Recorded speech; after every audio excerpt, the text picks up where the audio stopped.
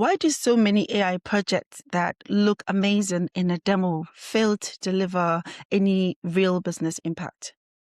And why are so many leaders, after years of investment, still reporting zero ROI from their AI initiatives? Well, today we're going to answer those questions. My guest is Anton Kopitov, an AI and data strategy advisor who has spent his career in the trenches, helping global organizations scale AI from the lab to the real world. So he argues that the key to success isn't a better model, it's a better mindset. In this conversation, we're going to learn why leaders need to stop asking, does it work? And start asking, can we run it safely every day? And Anton is going to give us his playbook, the trust stack, for building AI systems that leaders can genuinely trust and scale. So this is a masterclass in moving beyond the hype to creating real defensible value. So if you're a leader who is tired of pilot theater and ready for production value, this episode is for you. Anton, welcome to the Anaya algorithm. Thanks for having me. With your deep expertise in taking AI from experiment to enterprise, thank you for being here. Could you introduce yourself to the audience? Yeah, sure. I'm the AI and data strategist. I am the hands-on practitioner, and I'm the workflow architecture specialist. I am helping the enterprises as well as the SMB, clients globally to make use of the modern technology to optimize their workflows, starting not with the tool, but with the flow architecture, understanding, what needs to be optimized and by what means. Is it a optimization of the handover, which can be done by the automation technology, or is an agentic, use case for the agentic AI where intelligent AI-enabled agents can perform tasks on behalf of humans, and humans supervise and approve what's going on. So I have 20 years in business, and I've been advising on the digital transformation and technology and data strategies, multiple clients in the financial sector and insurance, in the consumer packaged goods, as well as professional services, retail and trade companies. And I'm very happy to share what I've learned building the programs, roadmaps with the CC stakeholders in multiple enterprises, small and big and large, and share the playbook that we have developed internally with the people here, why I'm here today. Awesome. Thanks, Anton. You've identified a critical issue so many leaders are facing. AI ROI has stalled. You argue that it's because most companies are trying to scale experiments, not operating discipline. Could you unpack this for us, and why is that distinction so important? Yeah, so I would start with some provocative numbers, and some numbers that may make anyone running a program uncomfortable. From what I see and what I read and what I sense and what I experience every day, 10 to 15% of the AI agents and agentic solutions have made it to production. Just think about this number. 90% of all what is happening in the lab, and it's amazing things. What's the industry is now experimenting with and built as the shiny, wonderful prototypes, it's not delivering the results. Organizations are actively piloting. I haven't seen any client being unaware or ignorant of the AI revolution. 38% globally of the organizations that are actively building, piloting, experimenting with the AI technology so far. But the gap between we are working on it and it is working for us is enormous. It's huge, and it's not closing. So it's getting bigger. Deloitte in one of their latest researches, published in January this year, 2026, project that up to 40% of the agentic projects which are currently in the works right now will fail by the end of the year, 40%. And it's a lot of, money, it's a lot of, effort. This is a lot of, teams, working on them. And when you ask why, when you actually dig deep into what's going, wrong, in those, experiments, in those, labs, it's almost never the model. It's controls, it's operations, it's governance. The technology is ready. The discipline around the technology is not. And this is, something that, we're trying to tell, to the clients and to our, peers, in the industry. What are the specific, guardrails, and what are the specific, capabilities that you need to embed into the prototypes, day one, that will make them, production ready, that will, help the decision makers and the managers and line of business, leaders and the businesses, to people and teams are not just experimenting and playing with the new shiny toy. So this will actually bring tangible business, results and the impact on their, bottom line, or either open the new revenue streams and, growth, opportunities. Those are big numbers you've just given. And I'm not surprised, because I've seen that there is a lot of excitement by leaders and organizations about this magic of a tool like AI. That seduction is high, isn't it? And people have this expectation of this AI sizzle, like, without understanding the hard, unglamorous work required to build the operational data stake, underneath the entire, piece. Yeah. And what I see quite often, and the pattern is pretty much the same with big and large, corporations and enterprises, as well as the mid-sized, firms. A pilot gets built. It gets built quite quickly. And the democratization of the engineering and development, which is, currently, has happened. I think it's not happening. It has happened. So anybody can bootstrap and, stitch different, technologies and build a prototype or demo version of what the product may look like, very quickly. So it does not require now heavy engineering, effort and years, spent in the universities, as well as the expertise built, over the years. I mean, it is possible to build the demonstrable, operable application very quickly. So pilot gets built. It looks very wonderful, great, in the demo. Stakeholders are excited. You demo this in the meeting room. This is not the death by PowerPoint demo, the actual thing.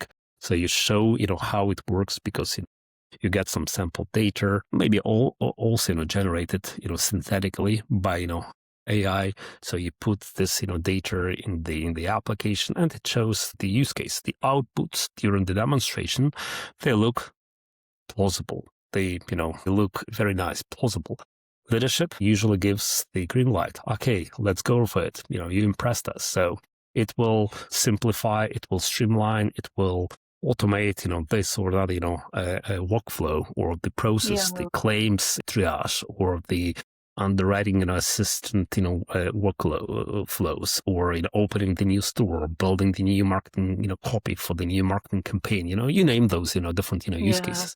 And then what happens usually, and this is what we see, 6 months later, this project is quietly, stalled. Nobody's killed it officially, but nothing is moving forward, either. And there is this, vague, sense, that it doesn't quite work in practice. It worked in the presentation room, but it doesn't, quite work, in practice. And, we're trying to find out and to popularize the idea, what needs to be done for not just impress the stakeholders, the money and budget, holders, but what needs to be done to deliver real, value to the end customers and to the enterprise, itself. So what happened? The pilot was built to pass a demo. And, this is what the shiny new democratized, tooling offers us. You can build the demo, you can build the prototype very quickly. Production requires something completely different. Production requires the discipline of the software, engineering. In a prototype, your success, criteria is literally these outputs, they look, plausible to a human in a meeting. So this is what, the engineers and the innovation, leaders are aiming for. Your inputs are curated. You have a sample, data. It's transformed, for the highest quality for demo, 15 minutes. Managers, they don't have a lot of time. So you pick the clean cases, you picked the cases that work, and you made this, demo.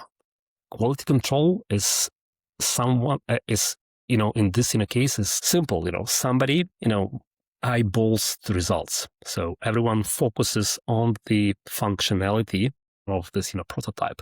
Risk controls are in line in prompt that says, do not do anything bad. So we just, put this very simple, guardrail. Do not do something bad, or do not overpass this edge case, or do not, stick to this simple recipe.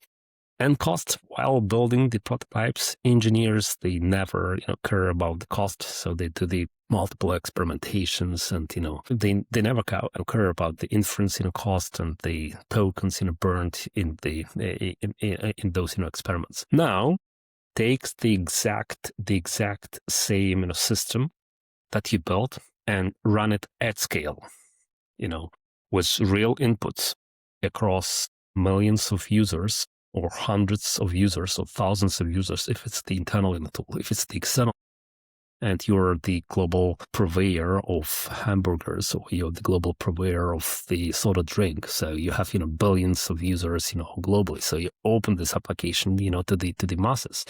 Real edge cases and real users, suddenly every one of those gaps, they become a business risk. The gap of the financial, control and discipline, the gap of the risk controls, and the gap of the poor quality data.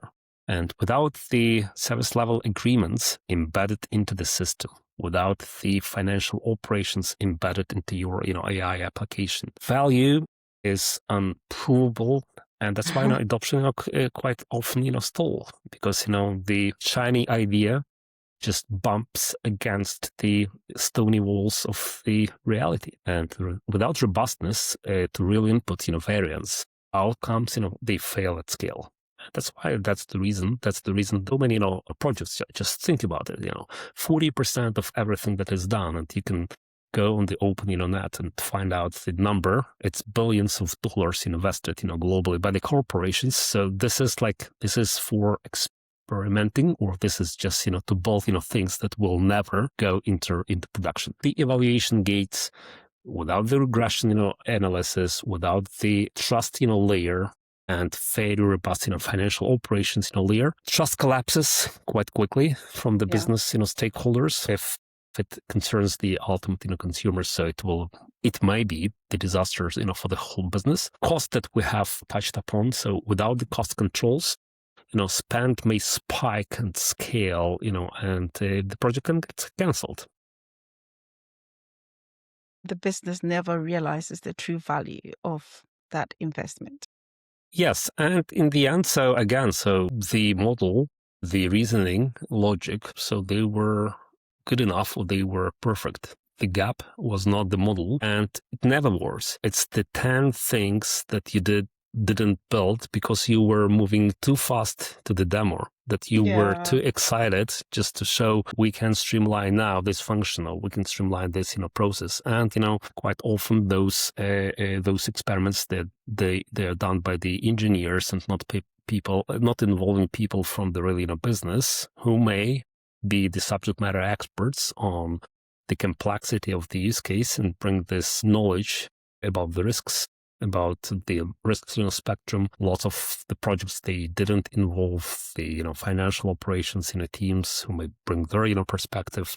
And this is the unpleasant reality that we face as the industry. Yeah. Wow, thank you. And this leads perfectly to that mindset shift required in the boardroom. So you suggest leaders need to stop asking, does the demo work? And start asking a much better question. Can we run it safely every day? Why is that new question the key to unlocking real value? So, because it's quite simple. So, understanding what really stops and blocks the production will give the avenues that needs to be explored and the solutions that needs to be brought for the life cycle of developing the AI AI applications and AI agents and systems of the AI agents. So I work with the framework, and we have popularized this some time ago, that introduces a very simple playbook based on the 6 capability areas. And I would like to go through 3 of the big things right now, just to answer the question that you have, not to bore the audience and not to be very technical, but to give a very practical ideas, why the mindset shift, what requires the focus except and beyond just the functionality of the application. And those 6 principles are quite simple. So repeatability, governance, evaluation, risks and safety, cost management, and operational readiness of the enterprise. Let's start with the repeatability first. So Gen AI system is repeatable when its behavior is stable and explainable across releases, across environments, and across iterations within defined variance bounds. So what it means, so just this is not the definition, so it's a practice.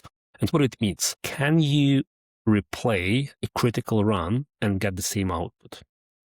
I mean, when you test your solution, so like it may be a conversational, agent, and you ask, certain questions that goes into the databases, warehouses, and other, data that the company has, fetches this data and gives in a very visual, appealing, and persuasive, impactful, way, some sort of the analytics insight, to the business, stakeholder.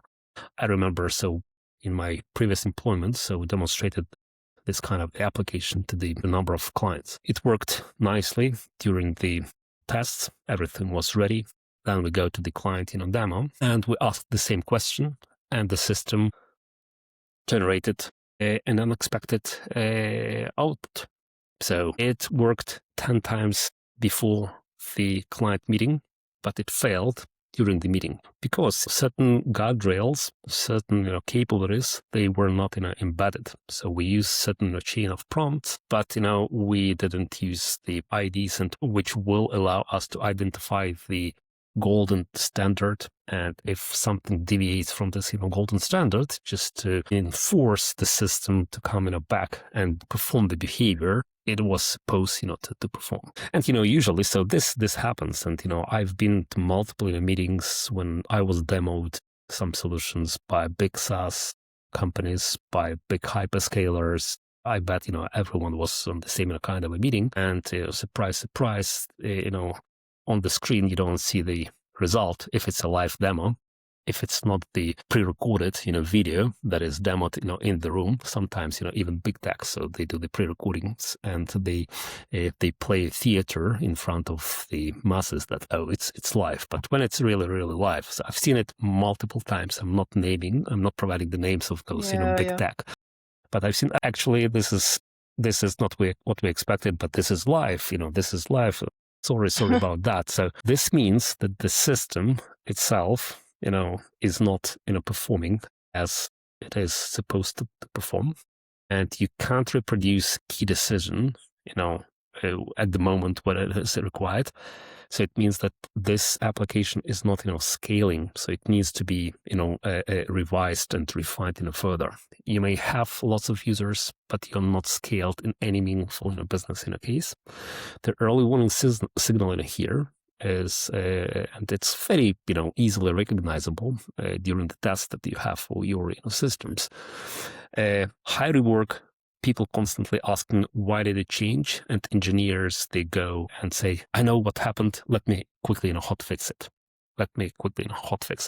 If that's your team rhythm, scalability is not there, repeatability is not there, your system is not passing the first crucial, test.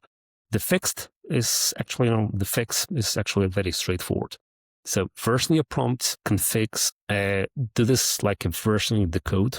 And this is the software, engineering teams. This is what they're constantly doing. Log everything, every run with a trace ID, build regression in a suite of golden, tasks. And then, any release has to pass it before it ships. So it's a general, concept, here.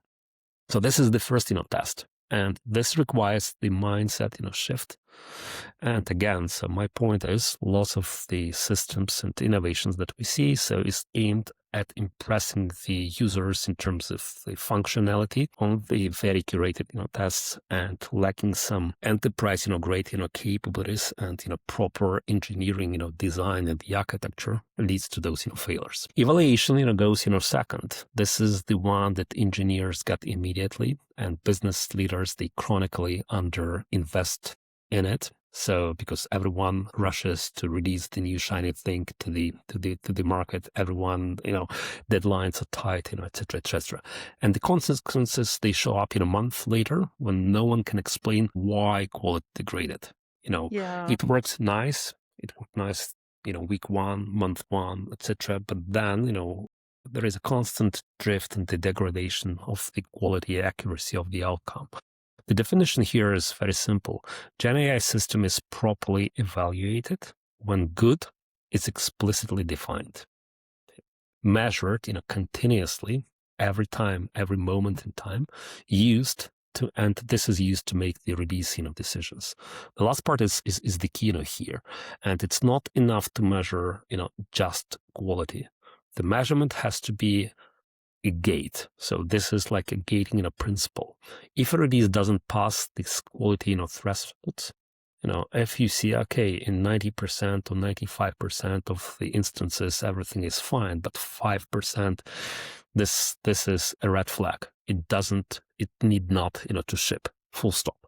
In practice, this means, maintaining the golden, set, curated collection of the representative, cases, including edge cases. Quite often, lots of systems, they don't deal with the edge cases during the production. So they just look at the most, typical things. So because collecting all the cases or analyzing all the cases and understanding what may be the deviation from the norm, requires, time. And as we discussed, so time is always the most precious, resource. And, then run automated evaluation against it in your CI/CD pipelines. It should happen for every release, not just when you remember to do so.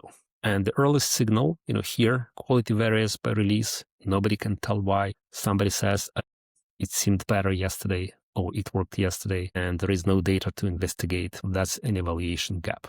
So, and to be able to run constantly the evaluations of the systems requires the observability pipelines, requires the lineage pipelines, requires a lot of telemetry collection and the monitoring and monitoring tools and acting on those signals.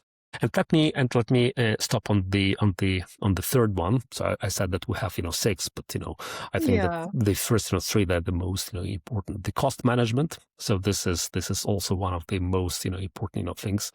And taking the hat of the CFO while building the application.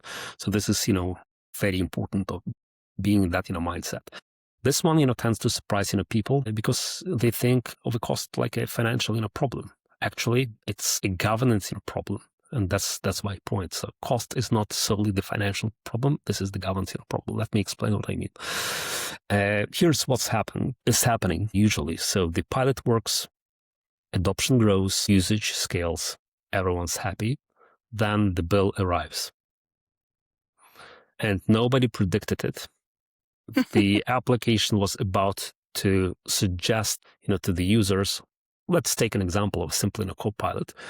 the application was a decision supportive, system, like, a very simple, Wikipedia, within their organization. But people started to use this because they saw some value in it to craft the emails and get the answer to any question that comes, from the clients, customers, co-workers, etc. So they started to use this for everything.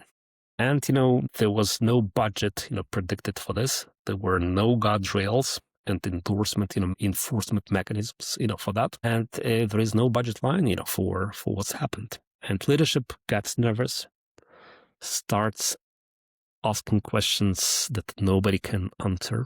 And, ownership also, moves, from one team to another. And the whole program either stalls or gets quietly deprioritized, and, the application gets, sunsetted quite quickly.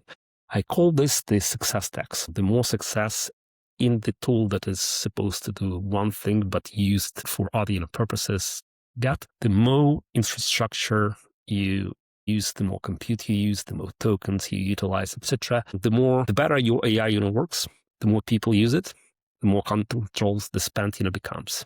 Simple. Without cost control, without use case control, without clear boundaries for the applications, and without clear boundaries what an agent can do and what a human to agent interaction can be and cannot be. Successful pilots, remember, so we're talking about successful pilots in the meeting room, when everyone sees real value. I'm not talking about, some crappy, things that also are happening, in the industry. This is a problem. So the early warning signal here is that I find, quite telling. So teams start rationing usage informally. So this is the early warning, system. Engineers start second guessing whether to run a task because they're vaguely worried about the bill. When that's happening, that's a governance, failure. That's not a usage failure. That's not the adoption failure. That's the governance, which was not embedded and was not embedded, day one. And my point, as with repeatability, as with the evaluation, we need to move to make a shift left to start embedding those capabilities, day one, not after the release. Not think about them after the release, which is the common, practice at the moment. So the fix: instrument everything, attribute every cost to workflow, to every team, to every individual, set budget and quotas with hard limits, per use case, per task, per team, per operating unit. Root model selection by tasks, critically. So here it's a big, topic, the financial, operations of the AI. And quite often, so people, just because this is in human nature, so we tend to use the best of the best and the latest release to perform some basic, tasks. So it's also a problem. So if the old model can perform the task in your use case perfectly, why you have to pay for the most, shiny and the most, modern and the most novel one? Routing mechanisms and selecting the right, model with which to work for the use case. So this is also one of the, fixes, here. Cheap by default, premium when justified. So this is the principles that we always, advise to our, customers. So, and, as I've tried, to this requires a little bit of the mindset, shift. I like the innovation, and I like the pace with which people are grasping the modern technology. But you always have to keep the grasp with the reality. You always have to stand, on the earth, just to because ultimately we're making business. We're just not experimenting. You've given a lot of deep insight, and I think our audience will really love it. I particularly love this question because it reframes the conversation. It shifts the focus from innovation theater to operational reality. It's a question that forces a conversation not just with a data scientist, but with legal, with finance, with compliance, and with the people who have to support it at 3 a.m. on a Sunday, as you've rightly explained and shared. Yeah. And just to conclude on a very, practical, note, and to provide an advice, to people who may be listening, to this. Yeah. like, who are thinking, okay, this is us, or we sense that, it may concern us. So what do we actually do on Monday morning? Where do we start? Because, what we discussed is a theoretical recommendations, but, practical aspect of this to do, and, where to start day one, and how to build the muscle and make this practice a daily routine, not just one-off, exercise. Ultimately, that's the disciplined approach. This is something that I'm trying to tell to the audience. Don't try to fix everything, at once. So yeah, it's simple. Start from the symptom that you already understand and you're feeling. This, my problem is cost spike, or my problem is the inconsistency and of the accuracy of the recommendations, or other things. Now, if the symptom is the same case, different answer, same question, different or slightly different answer, not in terms of how it is framed, but the recommendation that it is providing, people can't reproduce the results. Teams are getting inconsistent outputs. So let's look at this. So this is repeatability principle. The first fix is version your prompts. These are the prompts that are in your system. Version them, assign the ID to every prompt and configs. Start logging your inputs, outputs with trace IDs.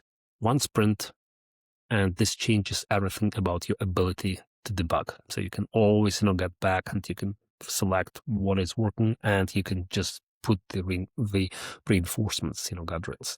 If the system is quality dropped after the last release, or worse, it used to work in the demo, but it fails in reality, this is evaluation. So the fix is very simple. Define your golden examples, start set targets, for them, block the next release if they're not, ticked, if those, boxes are not ticked. If the symptom, your symptom is spent, violates week to week, nobody can explain what the hell is going on and why we receive this, bill. This is cost, management. This is financial, operations. The first fix is meter your token tool call on usage per workflow. Set quotas. That's the first, principles, and you'll be able to manage at least what is burning. Then the implementation sequence is I always recommend, observe first, then control, then enforce. Observability and measurement, these are the main missing, bits in majority of the systems, because everyone is looking at the functionality, and people forget about, the observability. Scale follows only from that. Observe, control, enforce. Don't try to scale before you can't observe. Don't try to enforce before you have controls. You don't have controls. I mean, not just at theoretical frameworks. I'm talking to lots of enterprises right now in many, industries, specifically in the regulated, industries, and they ask about the responsible AI because it's big, because in the regulated industry, so lots of fines are a reality and it's a legal requirement. And still, the industry, big transformation and management consulting firms, they're approaching this, problem with the theoretical, frameworks. My advice is it should be a merge of the framework. There is no lack of the frameworks, so they're abundant, and you can pick anything, and they're in open access, and you can just select what works for you. But map the framework to the real tooling that will help you to see and monitor the whole pipeline and the whole value creation chain of your AI system, starting from the data that goes into the model, where it comes, how sanitized, it is, what transformation it's happened, what is happening within the model, how the agent is calling the new data using RAG, architecture, any other, sophisticated, knowledge, system, etc.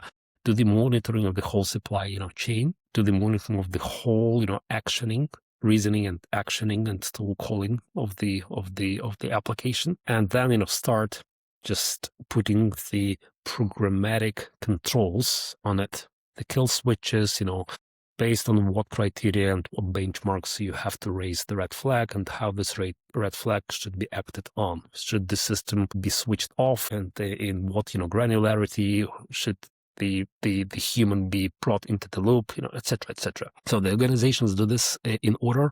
If the organization is doing this in this right in order, so they move quite fast into production of the AI systems from the experimenting stage. Otherwise, if they do not measure, if they do not have the ability to programmatically put the controls and enforce, stop the system or change the system, etc., if they don't embed the proper DevOps principles in their AI operations, so they still work in blind, and they still work without understanding what actually works, what does not. So that's the recipe for your Monday. Love how you're literally giving hope to the audience. We're just going to expand a bit into the 5 pillars that you shared before. If we're going to run it safely every day, we need what you call the trust stack. So let's just walk through that a bit. And these 5 essential pillars every executive needs to have in place: the consistency, accountability, the quality gate, safety, and cost control. Yes, and one extra is the operational readiness. How your operations and how your business processes and how mature they are and how open they are for change, how you do the change. Because people, and this is what we see day in, day out, are quite scary about the robots or the silicon workers replacing them. And this is one aspect. The second aspect about the operational readiness is how codified and how streamlined and how well disciplined are your processes within the organization. So if you don't have the patterns, and if you don't have the clear operating procedures, and you're trying to replace people or part of the workforce where people are doing some mundane task, performing some mundane task, if you cannot explain to the AI system what is the context of a decision, what is the handoff, what are the inputs, what are the outputs, what are the decision-making criteria, etc. If it does not exist, and I've been talking to many clients, and some of them, they naively were even proud, saying to me, our business is that creative that we don't have a standard operating procedure. I was saying it doesn't matter whether you're in the creative business. So it was the agency, one of the large agencies, advertising agencies, in the United Kingdom. They said we don't have the standardized operating procedures. What then do you expect from the automation perspective if every case is the new case? If every, if work intake is based on the goodwill of a person who is briefing the other person, or the availability of this person, or ability to speak to you, etc. So operating readiness is also very important. That's why now at SLite, that we started some time ago. So we are positioning ourselves as workflow architecture. Companies start with mapping of the business processes, do the process optimization first, understand and have clarity, visibility, and control of every process. Then the next stage is you are ready to optimize them either with the robotics applications or with the AI agents, not vice versa. A tool with a fool with a tool is still a fool. So be wise and be intelligent, then tooling will come. So when you say accountability, what's the one thing companies get wrong, and how can they address it?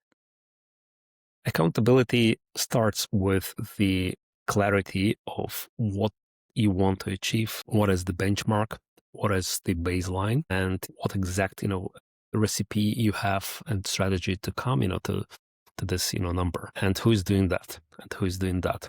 So it implies the presence of a very well defined, measurement, system, which is based on the telemetry, which is based on the observability, traceability, and lineage, and all those controls, with the specific and very straight match to who is doing this and who is taking the responsibility of this? So my answer is accountability has three big, pillars: possibility to measure, the possibility to attribute, and the possibility to act when you see, something is not performing, like revise, refine, adapt. If there is no measurement, mechanism, how can you tell whether a person who was in charge of this or another application, innovation, or decision making, whether it's a silicon worker or a human worker, whether they performed, well or bad, without clear boundaries? What is the scope of human worker or the silicon worker? It's also naive to and it's unfair just to to blame either of them. And if there is learning mechanism, if there is no possibility to adapt and refine and refine, rework, so it's also not working.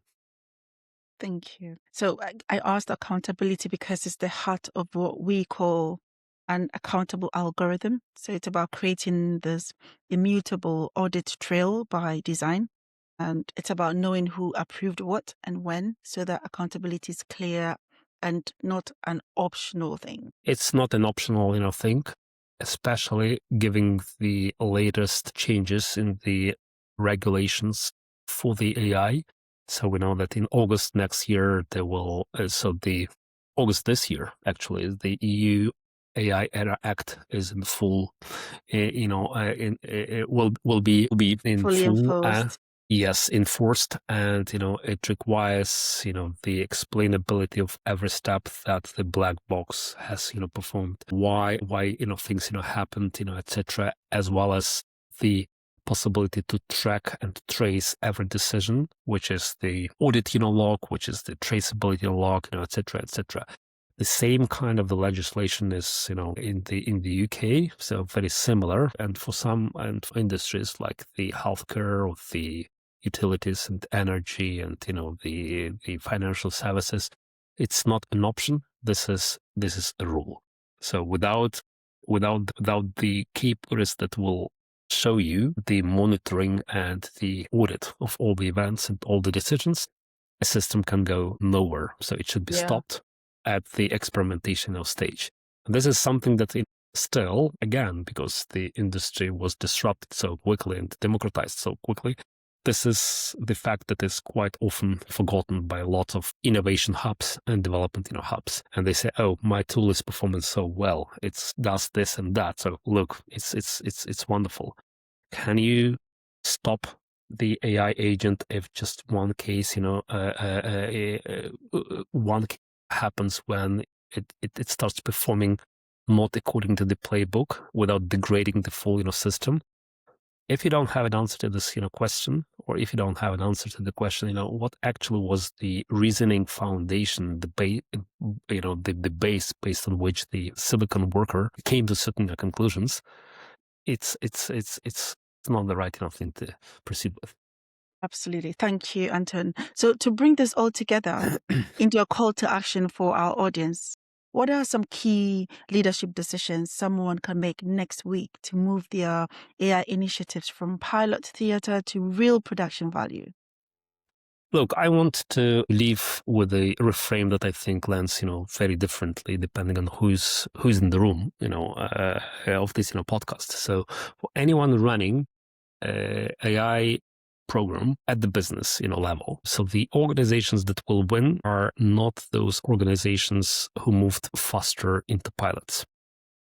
So it's piloting and learning. It's good, and it's a good start and it's a good foundation, but it's not enough. Organizations that win are the ones who build the controls to move confidently into production. So that's my, if you wish, key message, for the leaders of the programs.